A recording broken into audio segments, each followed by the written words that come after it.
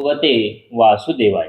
श्रीमद् भागवत महापुराण के नित्य प्रतिपठन में अभी तक हमने 7वें स्कंद के 12वें अध्याय में ब्रह्मचारी और वानप्रस्थ आश्रमी के नियमों को जाना। आज हम जानेंगे 13वां अध्याय यति धर्म का निरूपण है और अवधूत प्रहलाद संवाद है। जय श्री कृष्ण।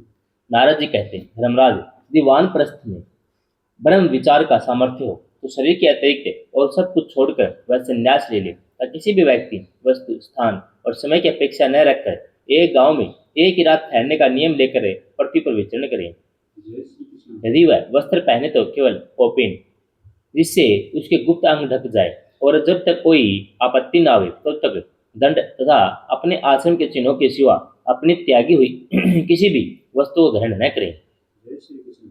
सन्यासी को चाहिए कि वह समस्त प्राणियों का हितैषी हो, शांत रहे, भगवत परायण रहे, किसी का आश्रय न लेकर अपने आप में ही रमे और एवं अकेला ही विचरे।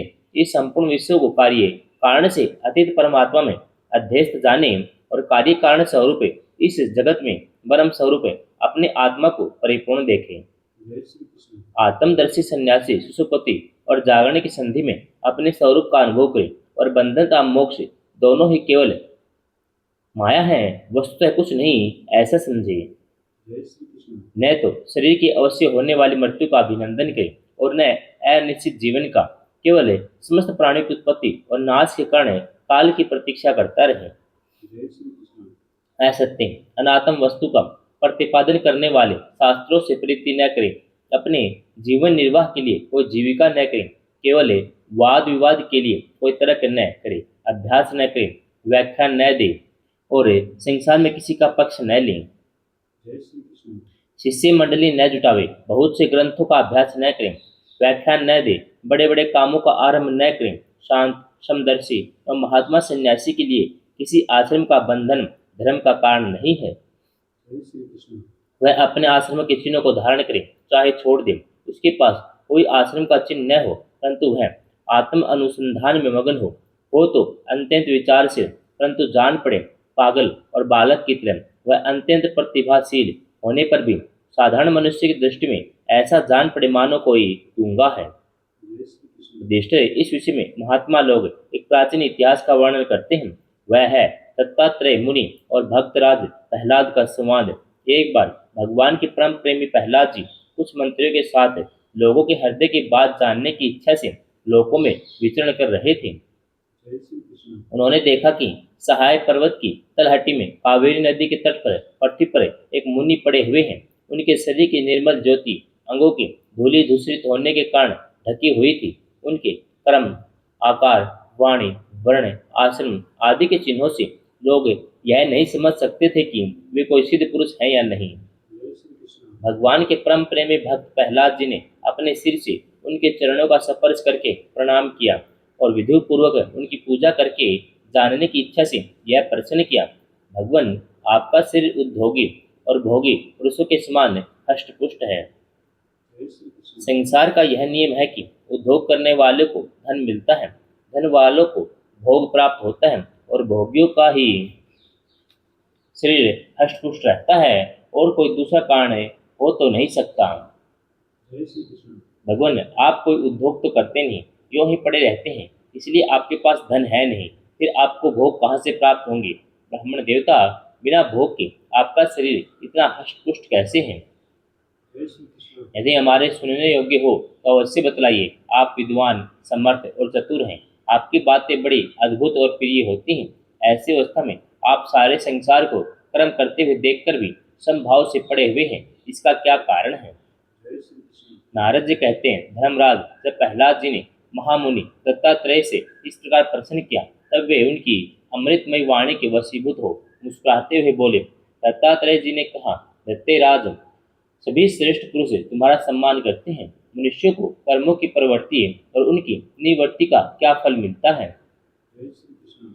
यह बात तुम अपनी ज्ञान दृष्टि से जानते ही हो। तुम्हारी अनन्य भक्ति के कारण देवादिदेव भगवान नारायण सदा तुम्हारे हृदय में विराजमान रहते हैं, और जैसे सूर्य अंधकार को नष्ट कर देते हैं, वैसे वे तुम्हारे अज्ञान को नष्ट करते रहते हैं। जय श्री कृष्ण। तो भी प्रहलाद, मैंने जैसा जाना है उसके अनुसार मैं तुम्हारे प्रश्नों का उत्तर देता हूँ, क्योंकि आत्म शुद्धि के अभिलाषाओं को तुम्हारा सम्मान अवश्य करना चाहिए। जय श्री कृष्ण।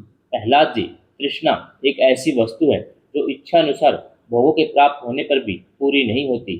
उसी के कारण जन्म मृत्यु के चक्कर में भटकना पड़ता है। तृष्णा ने मुझसे न जाने कितने कर्म करवाए और उनके कारण न जाने कितनी योनियों में मुझे डाला। कर्मों के कारण अनेकों योनियों में भटकते भटकते देववश मुझे यह मनुष्य योनि मिली है, जो स्वर्ग मोक्ष त्रिय योनि था इस मानव देह की प्राप्ति का द्वार है। इसमें पुण्य करे तो स्वर्ग, पाप करे तो पशु पक्षी आदि की योनि, निवृत्त हो जाए तो मोक्ष, और दोनों प्रकार के कर्म किए जाएं तो फिर मनुष्य योनि ही प्राप्त हो सकती है। जय श्री कृष्ण। परंतु मैं देखता हूँ कि संसार के स्त्री पुरुष कर्म तो करते हैं सुख की प्राप्ति और दुख की निवृत्ति के लिए, किंतु उसका फल उल्टा होता ही है। वे और भी दुख में पड़ जाते हैं। इसलिए मैं कर्मों से उपरत हो गया हूँ।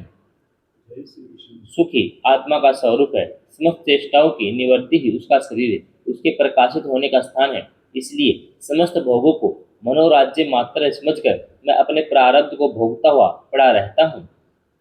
जय श्री कृष्ण। मनुष्य अपने सच्चे स्वार्थ अर्थात वास्तविक सुख को, जो अपना स्वरूप है, भूलकर इस मिथ्या द्वैत को सत्य मानता हुआ अत्यंत भयंकर और विचित्र जन्मों और मृत्युओं में भटकता रहता है। जैसे अज्ञानी मनुष्य जल में उत्पन्न तिनके और शैवाल से ढके हुए जल को जल न समझकर जल के लिए मृग तृष्णा की ओर दौड़ता है, वैसे ही अपनी आत्मा से भिन्न वस्तु में सुख समझने वाला पुरुष आत्मा को छोड़कर विषयों की ओर दौड़ता है। जय श्री कृष्ण। प्रहलाद जी, शरीर आदि तो प्रारब्ध के अधीन है। उनके द्वारा जो अपने लिए सुख पाना और दुख मिटाना चाहता है, वह कभी अपने कार्य में सफल नहीं हो सकता।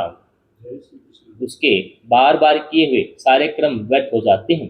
मनुष्य सर्वदा शारीरिक मानसिक आदि दुखों से आक्रांत ही रहता है।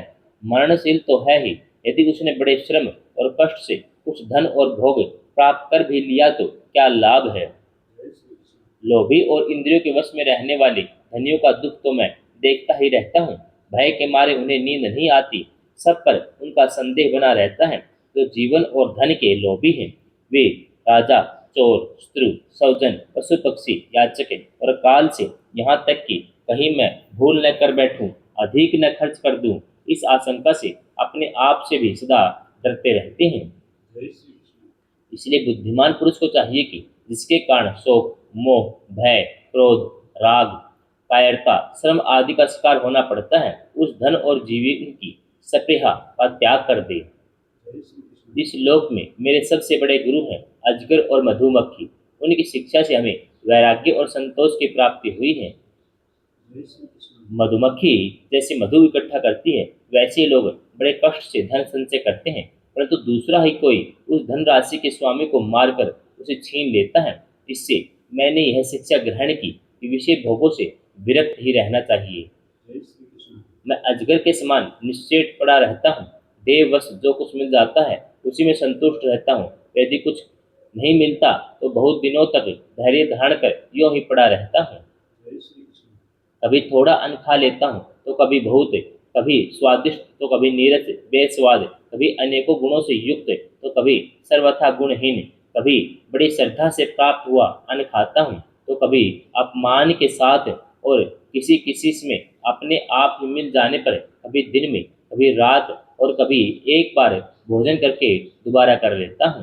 जय श्री कृष्ण। मैं अपने प्रारब्ध के भोग में ही संतुष्ट रहता हूँ। इसलिए मुझे रेशमी या सूती, मृगचर्म या चीर, वलकल या कुछ जैसा भी वस्त्र मिल जाता है वैसा ही पहन लेता हूँ। जय श्री कृष्ण। कभी मैं पृथ्वी, घास, पत्ते, पत्थर, राख के ढेर पर ही पड़ा रहता हूँ और कभी दूसरों की इच्छा से महलों में पलंगों और गद्दों पर सो लेता हूँ। धत्तेराज कभी नहा धोकर शरीर में चंदन लगाकर सुंदर वस्त्र, फूलों के हार, गहने पहन रथ, हाथी और घोड़े पर चढ़कर चलता हूँ तो कभी पिशाच के समान बिल्कुल नंग धड़ंग विचरता हूँ। जय श्री कृष्ण। मनुष्य के स्वभाव भिन्न भिन्न होते ही हैं, अतः न तो मैं किसी की निंदा करता हूँ और न स्तुति ही। मैं केवल इसका परम कल्याण और परमात्मा से एकता चाहता हूँ। जय श्री कृष्ण। सत्य का अनुसंधान करने वाले मनुष्य को चाहिए कि जो नाना प्रकार के पदार्थ और उनके भेद विभेद मालूम पड़ रहे हैं, उनको चित्तवृत्ति में हवन कर दे।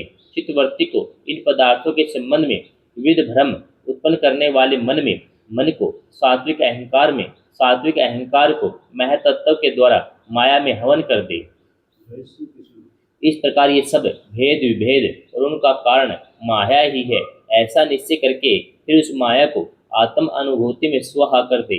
इस प्रकार आत्म साक्षात्कार के द्वारा आत्म स्वरूप में स्थित होकर निष्क्रिय एवं उपरत हो जाए। जय श्री कृष्ण। प्रहलाद जी, मेरी यह आत्म कथा अत्यंत गुप्त व लोक व शास्त्र से परे की वस्तु है। तुम भगवान के अत्यंत प्रेमी हो, इसलिए मैंने तुम्हारे प्रति इसका वर्णन किया है। जय श्री कृष्ण। नारद जी कहते हैं, महाराज, प्रहलाद जी ने दत्तात्रेय मुनि से परमहंसों के इस धर्म का श्रवण करके उनकी पूजा की और फिर उनसे विदा लेकर बड़ी प्रसन्नता से अपनी राजधानी के लिए प्रस्थान किया। जय श्री कृष्ण। 13वां अध्याय समाप्त।